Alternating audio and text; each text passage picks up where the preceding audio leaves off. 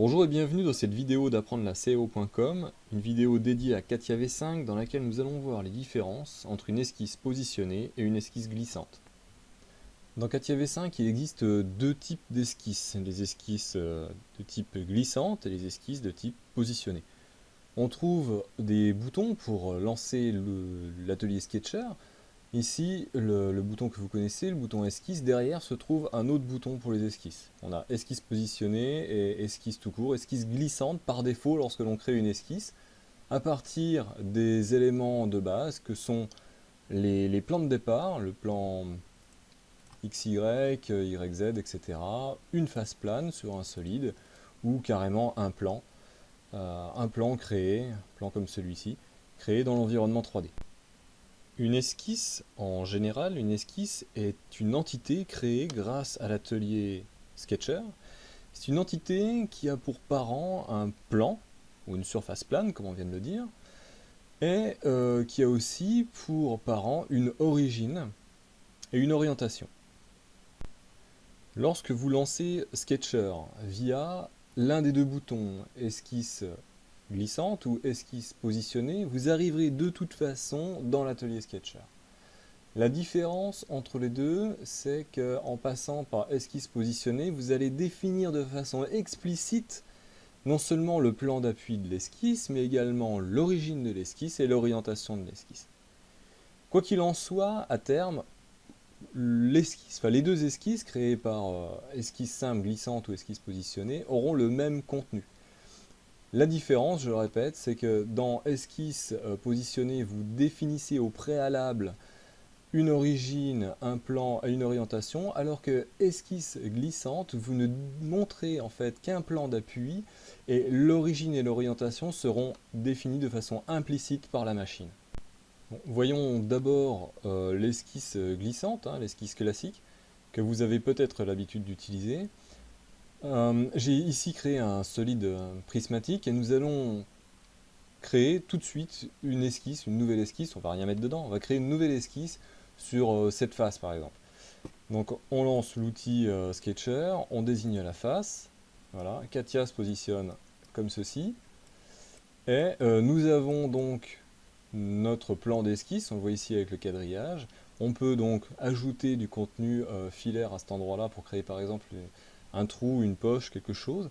Mais l'origine de l'esquisse et l'orientation de l'esquisse est définie par Katia comme étant le point de centre du modèle et l'orientation, les orientations principales qui correspondent aux axes H et V de l'esquisse.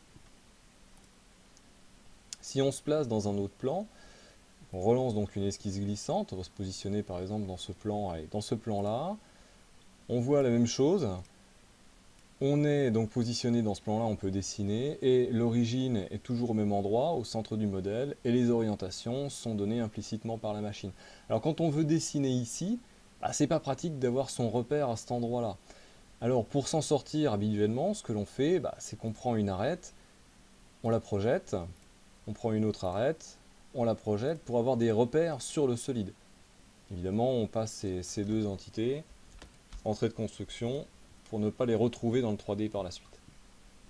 Donc la solution de l'esquisse glissante avec les projections des bords, c'est une solution qui fonctionne. Enfin, c'est pas super génial, ce serait quand même mieux d'avoir une esquisse dont l'origine serait au coin en fait de ces deux lignes et soit donc orientée selon cette arête-là et cette arête-là. Donc c'est ce que je vais faire tout de suite, une esquisse positionnée. Donc pour lancer l'esquisse positionnée, on utilise donc le deuxième bouton, celui qui est caché derrière, esquisse positionnée.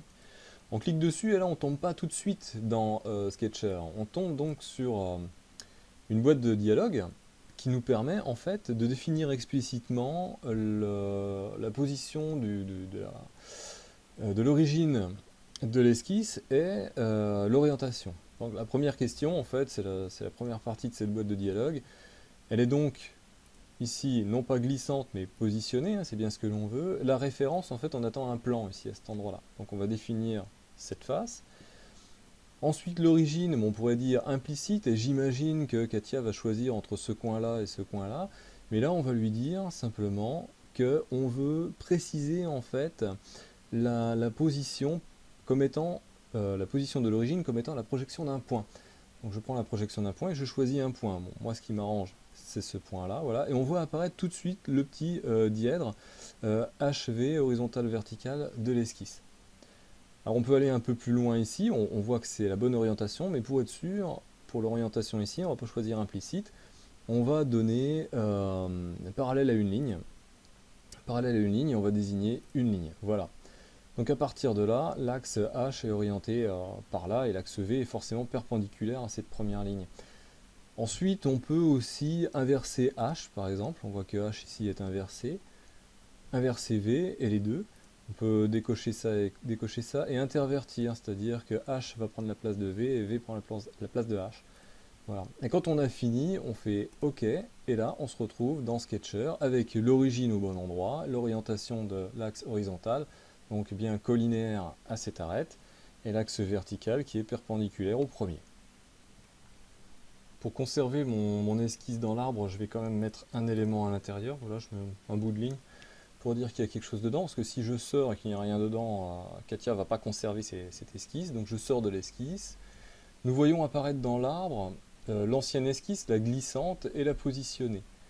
Donc, si on zoome un peu, voilà, on voit une différence au niveau des pictogrammes. L'esquisse glissante ici a ce type de pictogramme, et l'esquisse positionnée ici a une petite feuille pour dire qu'on a explicitement renseigné quelque chose. Voilà. Que dire encore? Eh bien, l'esquisse glissante tout à l'heure avait pour origine en fait une origine implicite, on l'a vu, le dièdre pour la même face, hein, se trouve ici à cet endroit-là dans la projection de l'origine du modèle.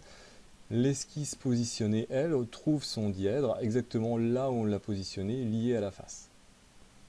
Pour finir, je voudrais rajouter un élément solide. Je voudrais rajouter un perçage, un trou, disons, une poche, un enlèvement de matière, on l'appelle comme on veut. Passant précisément par ce point ici, à l'intersection des chanfreins, et qui soit en fait orienté par un plan en fait qui passerait par les trois sommets, là, ces trois sommets-là. Il est évident que si je devais positionner ça avec une esquisse glissante, il faudrait d'abord que je définisse un plan passant par ces trois points. Il faudrait ensuite que je projette ce point sur le plan et que je positionne ma nouvelle esquisse par rapport à ce plan, ce point, donner une orientation. Alors ouais, ça serait un petit peu compliqué. Heureusement, je vais utiliser l'esquisse positionnée.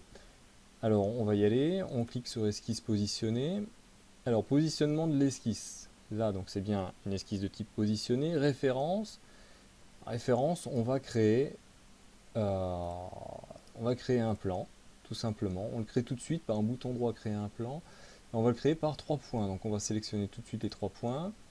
1, 2 et 3. Voilà qui définit mon plan. Donc voilà, le plan en fait d'esquisse est défini. Maintenant l'origine, l'origine je ne vais pas la garder implicite parce que Katia va me faire certainement n'importe quoi, je vais mettre projection d'un point. Projection d'un point, c'est le point, voilà, le point là, et effectivement il se retrouve bien en projection sur mon plan, on voit, voilà, il se retrouve en projection sur mon plan. Ça c'est bien. Maintenant l'orientation, je vais dire parallèle à une ligne. Et je voudrais par exemple que ce soit parallèle à cette ligne-là. Voilà. Parallèle à cette ligne-là, mais par contre l'orientation ne me plaît pas. Donc je vais renverser H, voilà, et renverser V. Et ensuite intervertir les deux. Voilà. Et ma nouvelle esquisse est correctement positionnée. Je peux rentrer dans l'esquisse. On voit ici que mon origine, tout ça, c'est bien positionné. Je vais pouvoir tout de suite dessiner, voilà, un cercle comme ça. Je mets pas de code, c'est pas grave. Je sors et je vais pouvoir faire mon enlèvement de matière. Donc, enlèvement de matière, voilà, longueur 1, longueur 2, peu importe, c'est juste pour vous montrer. Et voilà. On gagne énormément de temps et surtout en fait, si je venais à modifier par exemple la largeur donc, de ce chanfrein, je vais passer par exemple au lieu de 22, je vais mettre 16, donc ça va complètement modifier ma géométrie. Toutefois, Mon enlèvement de matière va suivre donc la position des 3 points qui définissent mon plan, l'intersection des 3, enfin des 3 segments ici va donner enfin, la position du centre du perçage, etc., etc. Donc on peut encore en modifier un autre, ici à la place on va mettre 12, tac, comme ça, et en fait mon enlèvement de matière se repositionne. Alors super, c'est très bien tout ça, mais si par exemple je voulais modifier quelque chose sur le positionnement explicite de mon esquisse, eh bien je peux le faire, il suffit simplement de faire un bouton droit dessus, objet esquisse, et modifier le support d'esquisse. À ce moment, on fait réapparaître la fameuse boîte de dialogue qui va me permettre de changer par exemple le plan d'appui, ou bien de changer l'origine ou l'orientation, etc. Voilà, ici je ne modifie rien, mais ça va même un peu plus loin que ça, parce que même une esquisse de type glissante, comme la toute première que l'on a créée ici, on peut la modifier le support d'esquisse, donc on a un petit avertissement, hein. L'esquisse contient des références externes, c'est vrai que j'avais mis des projections dessus, si on modifie le positionnement, ça peut mettre un peu le bazar, c'est pas grave. Ici donc elle était du type glissante quand on l'a fabriquée, on peut même changer son type, la passer en positionné. Et positionné, eh bien on va pouvoir dire, eh bien positionné, je me place donc, sur cette face-là, voilà. Je peux donc changer l'origine, je fais projection d'un point, voilà, projection d'un point, et puis je laisse comme ça. Voilà. Et là en fait j'ai transformé mon esquisse 8 qui était de type glissante, avec un positionnement implicite, hein, mis à part le plan, en esquisse positionnée, avec donc une origine vraiment bien choisie, des orientations correctes, etc.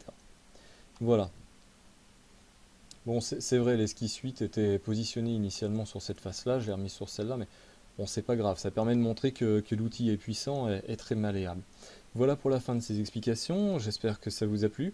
N'hésitez pas à rendre visite à mon blog www.apprendre-la-co.com pour plus de tutoriaux, des explications souvent très détaillées par écrit. Je fais pas beaucoup de vidéos parce que voilà, je vais essayer d'en faire plus. En tout cas, je vous dis à très bientôt sur apprendre-la-co.com.